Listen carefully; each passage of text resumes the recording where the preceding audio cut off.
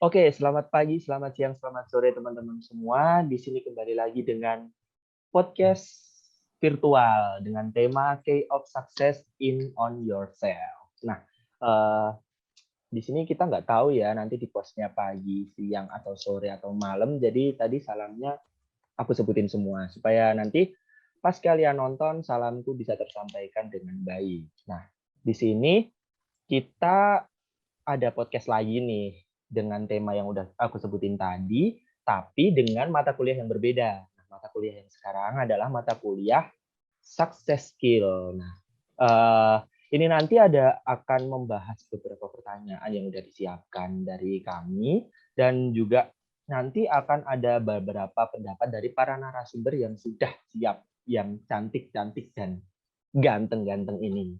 Dan pastinya nanti pembahasan di podcast kali ini lebih seru dari podcast sebelumnya karena dengan materi yang berbeda dan juga pembawaan-pembawaan yang berbeda juga dari para narasumber.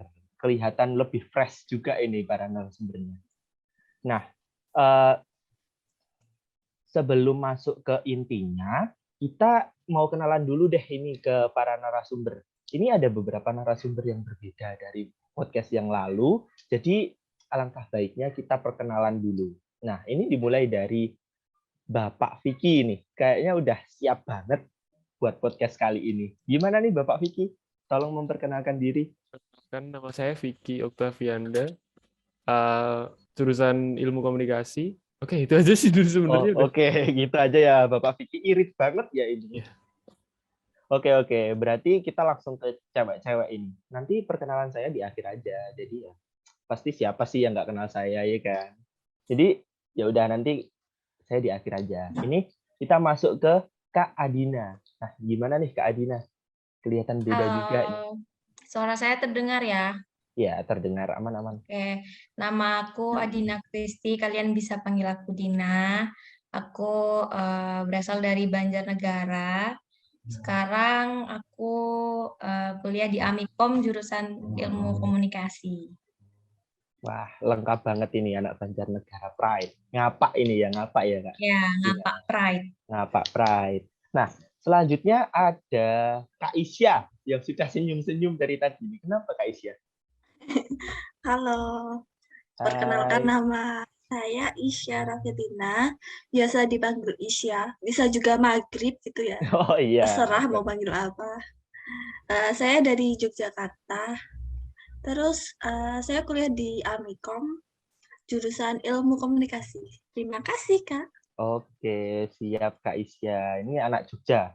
Akamsi. Kak Akamsi Isya. dong, Kak. Ya, Akamsi Pride. Nah, selanjutnya ini ada yang rumahnya jauh di sana, Jogja paling ujung, yaitu ada Kak Rosefa. Ini, halo Kak Rosefa. Halo. Perkenalan dulu. Nama saya. Aduh. Anda motong-motong ya? Oh iya, Perkenalkan nama saya Rosefa Damaya Tugubeni. Saya bisa kenal Rosefa, Eva juga bisa. Terserah ya, sayang juga bisa. Itu saya kuliah di Amikom. Saya ambil jurusan Ilmu Komunikasi. Itu aja sih. Makasih.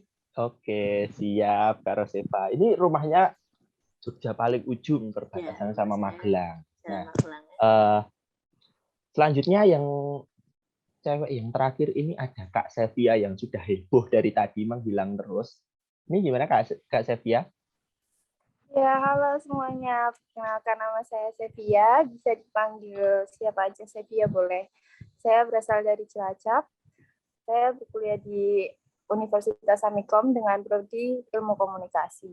Oke, ini juga ngapak nih sama kayak Kak Dina tadi ya. Jadi ngapak Iya, pride. benar banget. Oke, nah yang terakhir ini ada saya sendiri. Perkenalkan nama saya Paramafian Mahida. Saya dari Ilmu Komunikasi 4 Universitas Amikom Yogyakarta. Nah, saya sendiri berasal dari Kediri, Jawa Timur. Nah, segitu saja perkenalan dari saya dan juga perkenalan dari teman-teman narasumber yang lainnya. Langsung saja kita masuk ke materi yang akan kita sampaikan pada podcast kali ini. Nah, itu nanti ada beberapa pertanyaan, mungkin ada 4 pertanyaan kalau nanti dibawain semua, tapi kayaknya masuk ke semua materi. Nanti stay tune juga, pasti ada debat yang seru. Nanti ada satu pertanyaan yang kita bikin debat. Jadi pantengin terus podcast kali ini. Nah, yang pertama ini ada kayak definisi sukses yang menurut kalian itu kayak gimana sih? Yang pertama tuh ke Kak Rosefa dulu aja deh. Definisi sukses dari Kak Rosefa itu kayak gimana sih? Oh, oke. Jadi menurut aku ya, kayak dari materi kita sukses skill itu, menurut saya definisi sukses itu bisa dilakukan dengan hal-hal yang sederhana. Jadi sukses tiap orang itu beda-beda. Karena itu jadi tuh menurut saya sukses itu dari hal sederhana aja. Misal kamu mengerjakan PR terus nilai kamu 100, menurut sebagian orang itu tuh udah jadi kesuksesan tersendiri gitu loh, pencapaian tersendiri. Itu sih menurut saya, jadi dari hal sederhana. Oke, ini Kak Rosefa ini tipe-tipenya orangnya nggak muluk-muluk ya, jadi suka yang ya udah apa adanya aja gitu, yang bisa dicapai ya udah itu menurut dia itu yang sukses itu yang apa yang udah dicapainya dia dari hal yang sederhana itu tadi. Nah, oke, terima kasih ya Kak Rosefa. Iya, Sebelum kita lebih lanjut lagi, kita tanya ke narasumber yang lainnya dulu. Nanti Kak Rosefa nanti lanjut lagi. Oke, selanjutnya ke Kak Sevia deh. Gimana sih definisi sukses menurut Kak Sevia?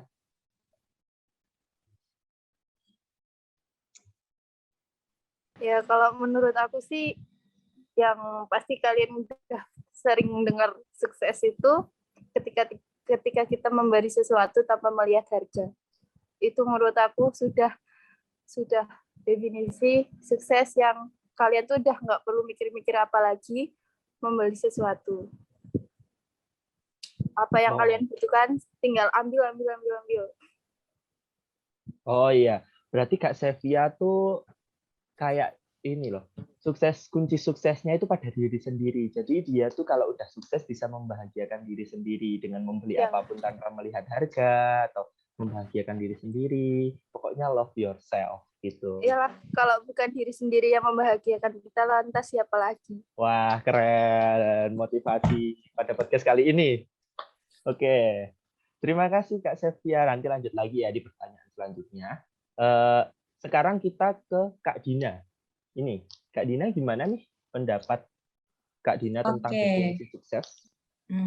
Kalau menurut aku, sukses itu adalah ketika apa yang kita impikan atau kita cita-citakan itu bisa kita raih atau kita dapatkan. Misalnya kita pengen jadi entrepreneur gitu kan, pengen jadi influencer, kita bisa. Terus kita punya uang sendiri juga seperti apa yang dikatakan sama Kak Sevia tadi.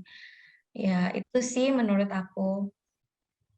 Oh, oke. Berarti kalau ditarik kesimpulan ini, definisi sukses menurut Kak Dina itu kayak kita udah memperjuangkan apa yang kita inginkan gitu ya, Kak. Kayak kita pengen jadi sebagai pengusaha atau sebagai influencer yang menginspirasi banyak orang gitu juga ya, Kak. Oke, siap. Nah, selanjutnya kita ke Kak Isya. Nah, Kak Isya gimana nih definisi sukses menurut Kak Isya?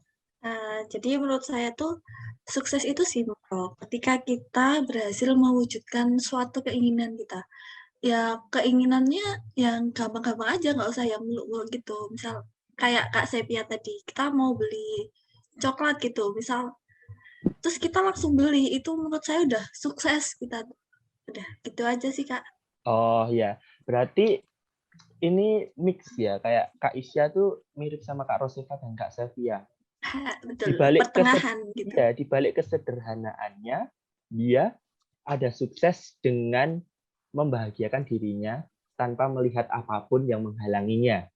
Kayak gitu. Oke, keren nih, keren nih. Nah, yang terakhir ada Kak Vicky. Gimana nih Kak Vicky? Oke, di sini berhubung saya di paling akhir, sebenarnya tuh definisi sukses tuh hampir sama ya dari opini Kak Dina, Kak Rosefa, Kak Isya, sama Kak Sevia tuh sebenarnya hampir sama. Tapi untuk menurut saya tuh kesuksesan itu tuh ketika kita nggak harus memikirkan cara gimana cari uang, gimana kita hidup bulan depan tuh mau gimana. Jadi bener-bener bisa nikmatin hidup. Atau paling tepatnya sih apa ya, hidup tuh cuma bisa tinggal tidur aja gitu loh. Jadi udah nggak Oh, mikirin apa baik-baik. lagi. Ini keren juga nih, menarik nih Kak Vicky. Berarti intinya sukses itu bagaimana cara kita untuk menikmati hidup tanpa memikirkan beban-beban yang ada di dunia gini. Oke, tapi tanpa memikirkan beban di dunia, tapi tidak boleh meninggalkan kewajiban kita yang lain. Oke, baik-baik, ini sangat keren-keren semua nih definisi sukses menurut para narasumber. Jika ada yang sama kayak kalian yang nonton, pendapat narasumber bisa nanti komen di bawah. Siapa tahu bisa jadi motivasi ke depannya untuk kesuksesan menurut para narasumber ini, supaya kalian bisa meniru dan juga ke depannya menjadi tolak ukur kalian dalam mengukur kesuksesan diri kalian masing-masing. Nah, oke, selanjutnya di balik kesuksesan kalian atau kalian yang nonton atau para narasumber di sini, baik itu narasumber atau saya sendiri juga, itu pasti ada kayak tokoh yang menjadi inspirasi kalian dalam menuntun kesuksesan.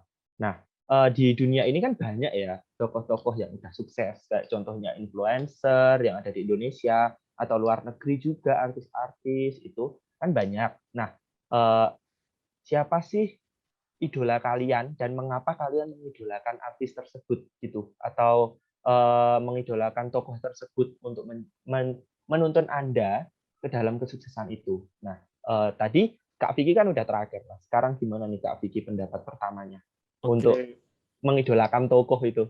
Itu seorang bapak saya sendiri. Jadi dari bapak saya sendiri tuh saya tuh jadi tahu perjuangan bapak saya dari masih bujang sampai punya 3 anak, terus sampai bisa membiayai pendidikan sampai S1, lulus S1 semua. Perjuangannya tuh yang ditempuh tuh membuat saya termotivasi untuk menjadi seperti bapak saya. Wah, keren banget. Berarti motivasi Kak Vicky ini terhadap orang tuanya sendiri ya, yang udah berjuang keras mulai dari Kak Vicky lahir dan juga sebelumnya kakak-kakaknya lahir, itu udah berjuang demi kesuksesan anak-anaknya. Nah, selanjutnya kita masuk ke Kak Roseva. Nah, siapa sih tokoh motivasinya Kak Roseva? Gimana dia memotivasi Anda dan perubahan apa yang ada di diri Anda setelah Anda termotivasi oleh tokoh tersebut? Jadi tokoh motivasi saya itu adalah Jeremy Pauline. Wah, keren nih Kak Jerome. Ya, benar sekali. Jadi tuh kayak dia itu nggak pernah nyangkakan dia bisa dapat beasiswa juga. Terus anak muda punya cita-cita buat jadi menteri pendidikan itu kayaknya tuh masih sedikit banget. Dengan pendidikan di Indonesia tuh masih kurang atau masih kayak ya kita tahu toh sendiri, anak-anak kecil udah app. Oke. Itu kan ya masih dibilang kurang lah kayak gitu. Terus menginspirasi saya itu tuh, saya tuh sering bikin kayak deadline apa yang pengen saya lakukan kayak gitu toh. Ya walaupun itu tuh kadang nggak saya lakuin ya, tapi itu udah memberi pencerahan pada saya gitu. Kalau pendidikan itu penting gitu. Oke, berarti intinya Kak Roseva itu termotivasi karena pendidikannya yang udah tinggi lah hitungannya, dan dia juga kuliah di luar negeri juga, udah sukses, sekarang juga jadi YouTuber juga. Jadi itu sangat memotivasi juga sih. Sekarang Kak Isya. Ini siapa nih tokoh yang memotivasi Kak Isya? Jadi tokoh yang saya motivasi itu adalah Kak Nisa Koirina. Pada tahu nggak? Boleh dijelaskan? Tentu enggak sih. Kurang tahu Kak, bukan nggak tahu, tapi gitu. kurang tahu. Jadi Kak Nisa Koirina itu adalah fashion design Dia juga konten creator sama pebisnis muda dari Yogyakarta gitu. Dia juga udah mempunyai butik sendiri yang di dalamnya tuh isinya baju muslimah, gaun-gaun muslimah gitulah, Kak. Sudah cukup terkenal juga nih di Jogja. Jadi gitu. Intinya itu dia seorang pengusaha muda yang udah Betul, Kak. sukses di Jogja. Oke, keren Betul. banget Isya motivasinya menjadi orang sukses yang sudah sukses di usia muda. Terima kasih Isya. Selanjutnya kita ke Sevia. Ya, sebenarnya banyak tokoh-tokoh di Indonesia ini yang bisa jadi panutan semuanya ya, nggak cuma aku. Tapi kalian yang nonton juga pasti punya tokoh sendiri yang memotivasi. Tapi di diriku sendiri masih berteman dengan idolanya Kak Rosefa. Ya, Siapa ya? Leonardo Edwin. Karena dia itu seorang YouTuber, terus juga dia seorang selebgram, tapi dia masih bisa mengimbangi dengan kerjanya, part-time-nya, kuliahnya, dengan keluarganya, gitu. Dia juga kontennya itu tidak cuma berisi tentang vlog masak mungkin sama jalan-jalan ya, tapi ada kisah yang menguak tentang sejarah gitu loh.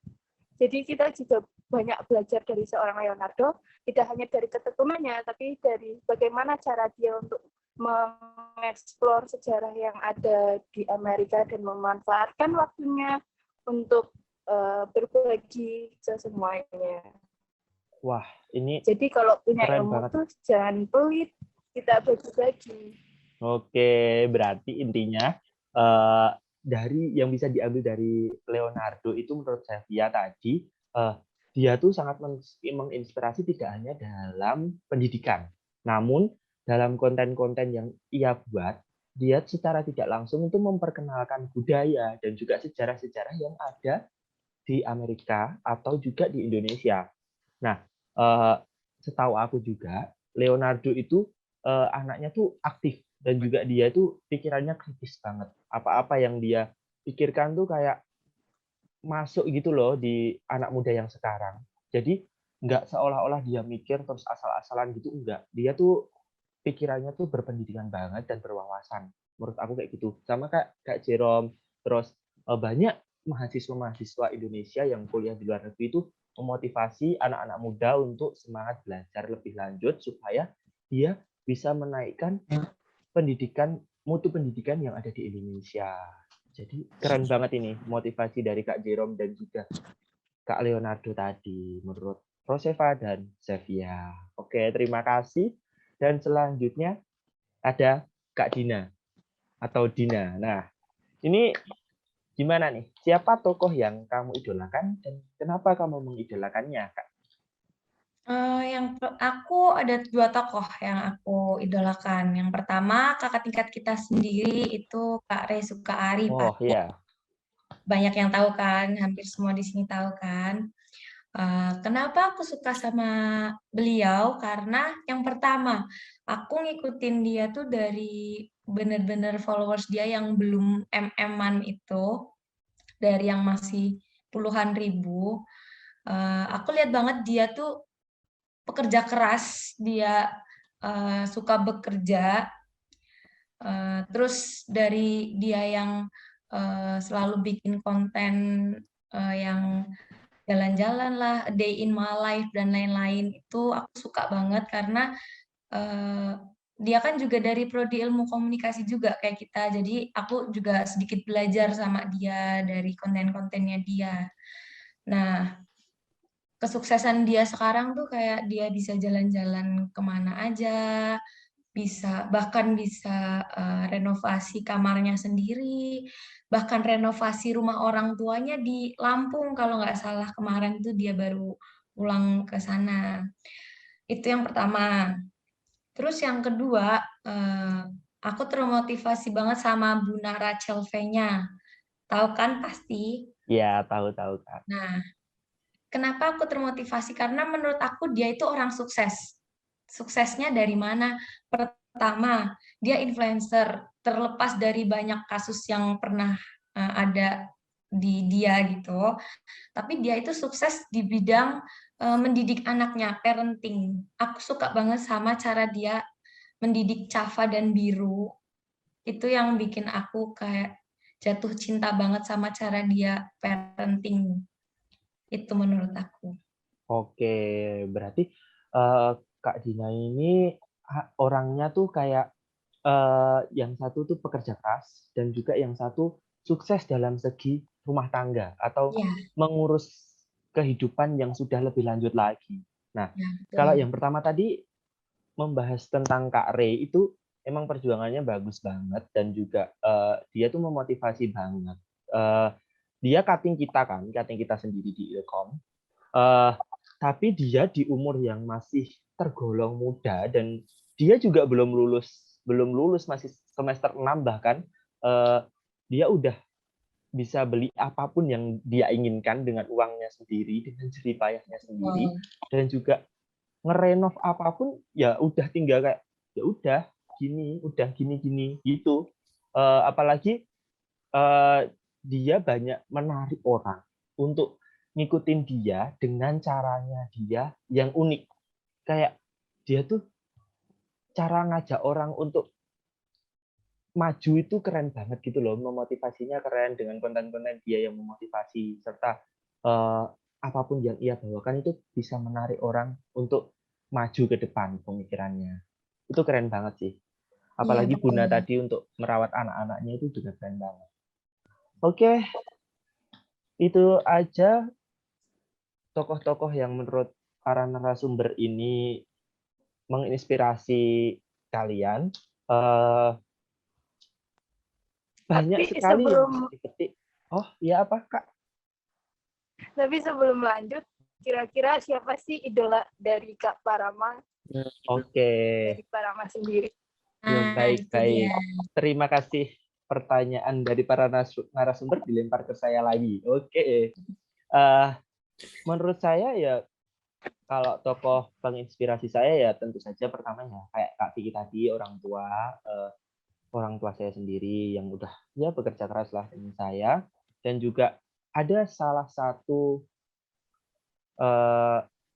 ya nggak salah satu aja sih banyak aslinya tokoh yang menginspirasi saya tapi ini ada satu orang yang menginspirasi saya yaitu Awkarin. Pasti tahu ya kalian Awkarin. Awkarin itu kayak menurut saya definisi cewek strong yang dia berani melawan badai. Kayak di depan ada badai yang menerjang dia, tapi dia tetap maju, tetap nekat orangnya. Kayak perjuangannya tuh nggak pernah gagal. Ya pasti ada gagalnya, cuma dia tuh nggak pengen ngeliatin gagalnya gitu. Jadi kayak orang harus menikmati senengku. Kalau gagalnya ya udah aku nikmatin sendiri. Pasti banyak gagalnya. Cuma terlepas dari gagalnya, itu dia sukses banget dengan karirnya yang sekarang. Dulu dia juga juara apa namanya? Juara nilai terbaik di daerahnya. Terus sekarang banyak dia sukses sekarang banyak dihujat orang karena dulunya pinter kok sekarang tatoan atau apapun itu. Tapi di balik itu semua banyak motivasi-motivasi yang ia munculkan di balik tato-tatonya yang banyak itu. Jadi tidak boleh memandang orang dari covernya. Itu menurut saya. Itu keren banget perjuangan Awkarin itu. Ya itu menurut saya idola saya, tokoh yang sukses, yang salah satu yang ada di Indonesia, anak muda. Nah, itu saja tokoh yang saya idolakan. Selanjutnya kita masuk ke pertanyaan ketiga, yaitu model personality plus yang ada di materi sebelumnya ini. Kemarin sebelum liburan udah dijelaskan materi sama dosen kita tentang personality plus. Nah, di sini pertanyaannya, manakah di antara personality plus yang cocok untuk menjadi seorang entrepreneur? Nah, di sini ada 4 pilihan personality plus, yaitu yang pertama ada sanguin populer, yang kedua ada choleric powerful, yang ketiga melancholy perfect, yang keempat ada phlegmatic peaceful. Nah, sebelum saya masuk ke para narasumber, ini saya pengen membahas dulu nih tentang personality plus atau pendapat saya tentang personality plus yang cocok untuk seorang entrepreneur. Nah, menurut saya seorang entrepreneur itu akan masuk ke personality plus, yaitu choleric powerful. Itu karena apa? Choleric powerful itu adalah seorang independen atau orang yang kuat menghadapi segala apapun. Nah, influencer itu menurut saya kan orangnya kan berjuang demi kesuksesan melalui usaha yang ia kembangkan atau bekerja, tempat ia bekerja, dan juga apa yang udah dia bangun mulai dari nol itu yang disebut entrepreneur atau influencer. Nah, menurut saya kenapa masuk di choleric powerful? Karena dia kuat. Diterjang apapun dia kuat, maju terus ke depan. Apapun kegagalan, dia jadikan motivasi untuk membangun usahanya menjadi lebih sukses lagi. Nah, itu menurut saya masuk ke choleric powerful. Nah, sekarang menurut para narasumber itu gimana sih tentang personality plus seorang entrepreneur? Nah, ini mulai dari siapa nih enaknya? Atau silahkan mau dijawab duluan? Silahkan, siapa? Aku boleh deh. Boleh. Silakan, Dina. Oke. Ini maksudnya menurut kita, diri kita itu masuk mana gitu kan? Ya, boleh. Ya. Atau kamu cari tokoh yang menginspirasimu, kamu masukkan di personality yang mana juga boleh. Oke, pertama, kalau menurut aku ini adalah seorang sanguin populer. Nggak cuma menurut aku sih, karena pendapat orang lain tentang aku juga, orang bilang aku ini anaknya aktif ya, aktifnya yang bukan hyperaktif, cuman lebih di bawahnya hyperaktif gitu. Kayak kalau ketemu orang baru, dia langsung bisa deket, langsung bisa kenalan, langsung punya banyak temen gitu. Jadi aku ini anaknya mudah berbaur dengan lingkungan baru gitu, bisa dibilang gitu. Nah, kalau menurut aku Kak Rey Sukaari ini yang tadi aku idolakan ini juga hampir sama dengan aku, karena dia ini orangnya mudah sekali berteman dengan orang baru, makanya dia disukai banyak orang dan followersnya banyak gitu kan. Jadi ya ada kesamaan antara aku dan Kak Rey, semoga rezekinya juga sama gitu. Amin. Dari Aja sih memotivasi dari aku. jadi ketularan gitu ya, Kak. Amin. Bener sih yang dikatain Kak Dina tadi. Seorang entrepreneur itu bisa paling menonjol di antara orang lain. Nah, di paling menonjolnya itu gimana? Dia terkenal. Dia itu kayak sama orang tuh tidak pandang bulu, kayak kamu berteman dengan siapapun, tapi ya tetap pilih-pilih ya. Cuma nggak boleh kayak membedakan gitu, enggak. Cuma mereka tuh tetap berteman dengan siapapun, cuma dia tetap pilih-pilih untuk dijadikan teman dekat, dan juga rekan bisnis juga bisa. Dan juga dia paling menonjolnya dia ekstrovert gitu. Jadi nggak kayak di depan banyak orang itu malu-malu gitu, enggak. Dia itu ekstrovert, banyak ngomong, banyak gerak, banyak ya pokoknya banyak apapun lah. Oke, itu tadi pendapat dari Kak Dina. Dia seorang entrepreneur itu masuk ke sanguin populer. Nah, selanjutnya ke Kak Sevia. Kak Sevia, personality plus seorang entrepreneur menurut Kak Sevia itu gimana sih? Ya, menurut saya, seorang entrepreneur itu tidak hanya bermodalkan omongan atau public speaking-nya bagus, tetapi bagaimana seorang entrepreneur itu menjadi seorang yang profesional. Tidak hanya menjadi diri sendiri, pasti di dalam dunia kerja itu banyak sekali tuntutan untuk menjadi orang lain.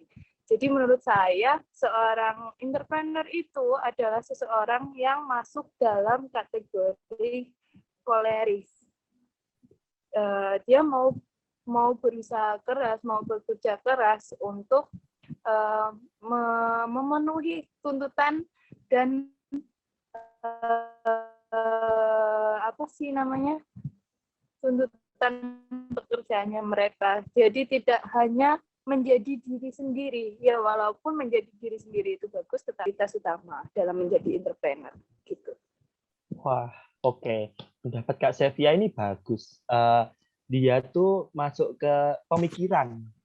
Pemikirannya harus keren dan juga tidak hanya punya kelebihan yang menonjol, tapi dia harus punya kekuatan yang bisa mendorong dirinya maju.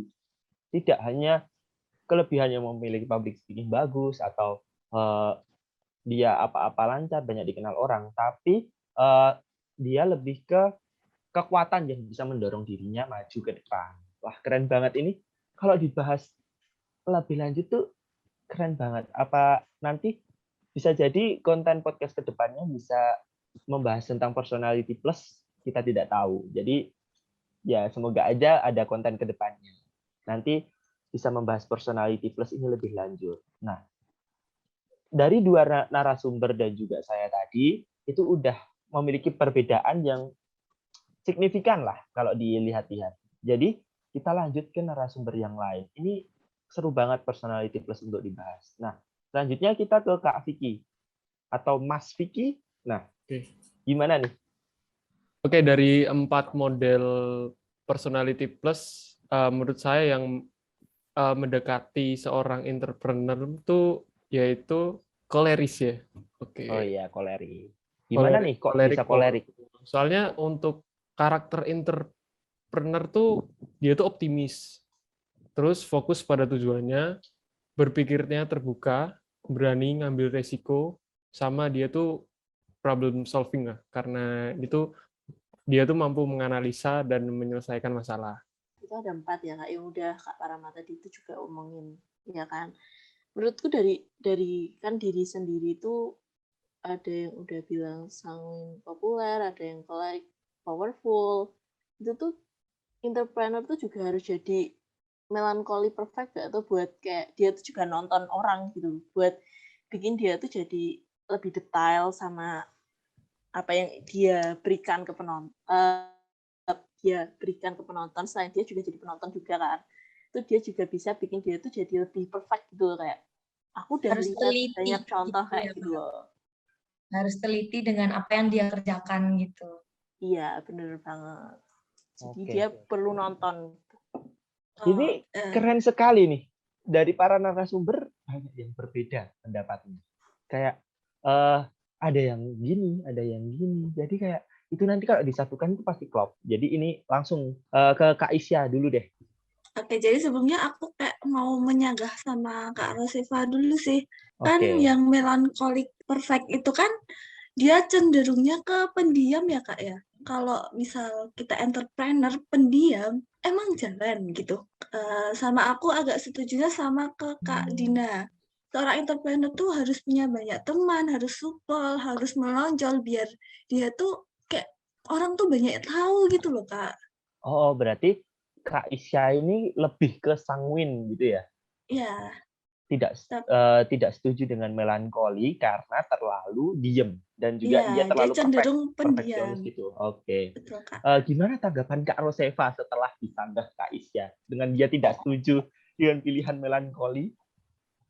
Nah, kalau dia juga sih sebenarnya bisa dibenerin juga, tapi kan itu dari diri sendiri, kan aku bilang kan, dari kita yang menonjol, kita yang kayak kuat gitu toh, itu tuh kita juga perlu jadi penonton.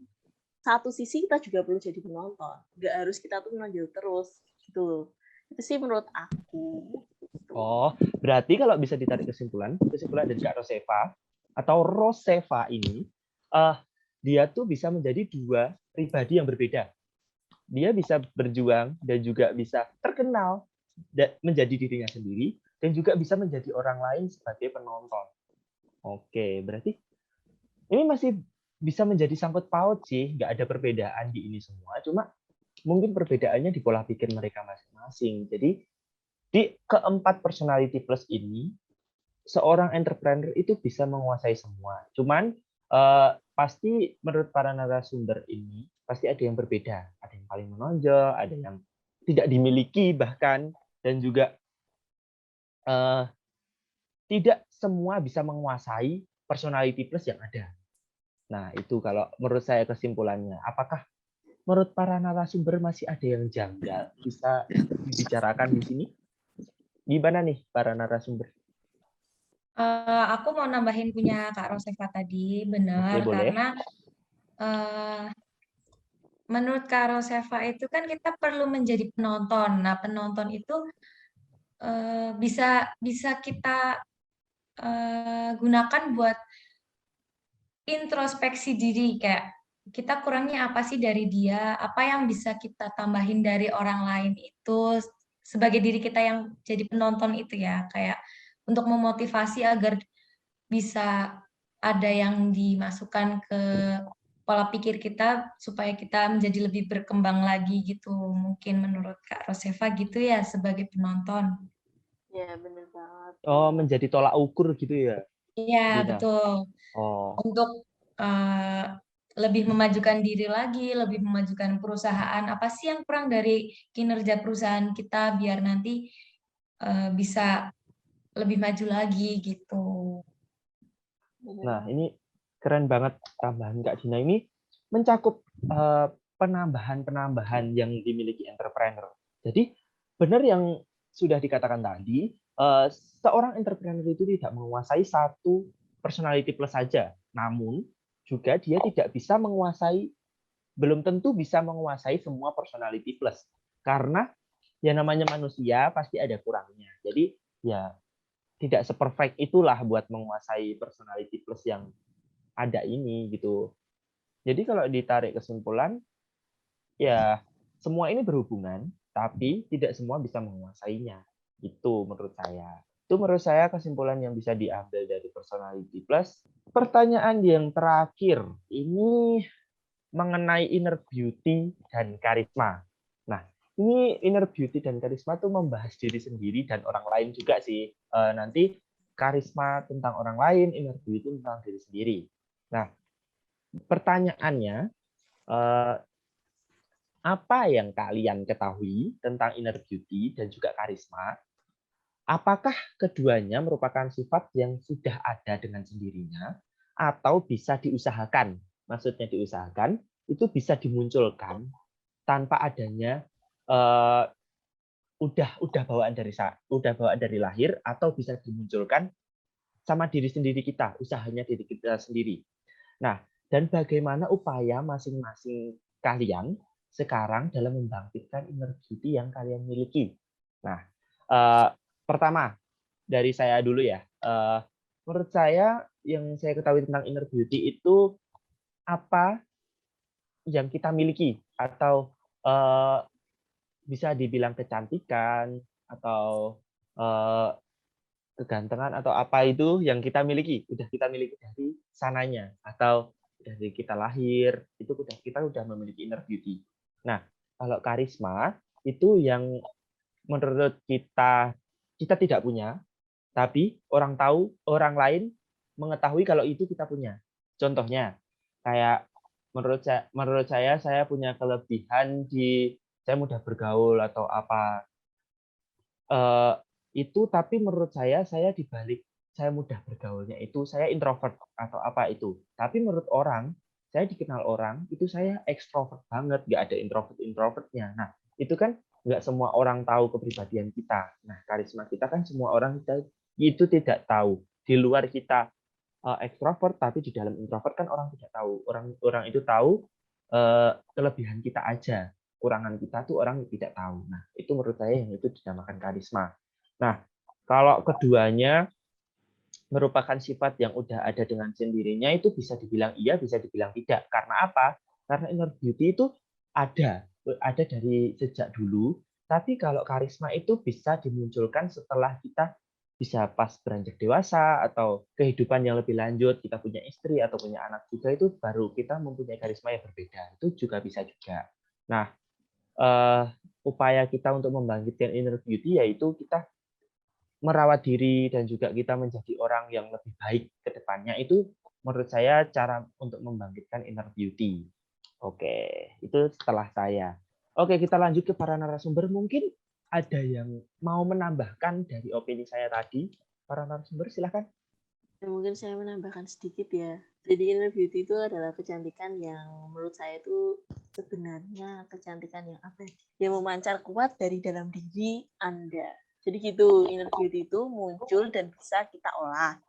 Jadi kalau karisma itu tanpa kita sadari kita tuh udah memunculkan itu, tapi itu kita tuh nggak menyadari gitu loh. Menurut saya sih gitu. Jadi banyak orang mungkin menilai kita berbeda-beda kayak Kak Parama tadi bilang. Terus cara kita buat munculin inner beauty itu tuh kan ada banyak macam gitu. Kalau kan inner beauty itu ada body, pikiran, gitu loh, aura sih. Jadi kita memancarkannya mungkin dengan kita Tanpa kita berpikir sadari. positif gitu loh, inner beauty, berpikir positif sama orang-orang gitu loh. Kayak gitu sih buat biar tambah muncul gitu. Oke, berarti Rosefa ini menambahkannya dengan lebih untuk memunculkan, membangkitkan inner beauty kita, gitu ya. Sama aku mau tanya, menambahkan, kayaknya lebih ke bertanya deh saya. Iya, boleh. Untuk yang inner beauty itu tata bahasa atau cara kita berbicara tuh termasuk nggak?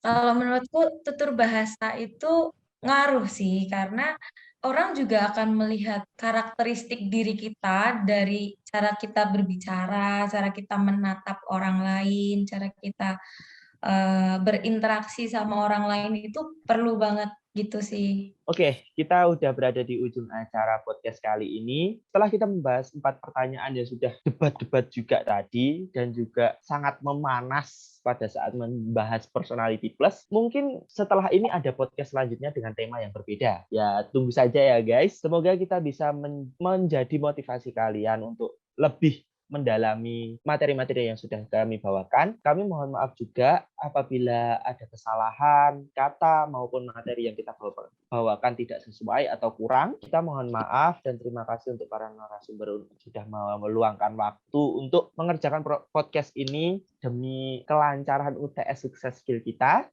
Semoga kita bisa bertemu di lain kesempatan dengan tema yang berbeda lagi. Saya sebagai host di sini atas nama Parama dan Maheda, saya pamit undur diri. Salam sejahtera bagi kita semua. Bye-bye.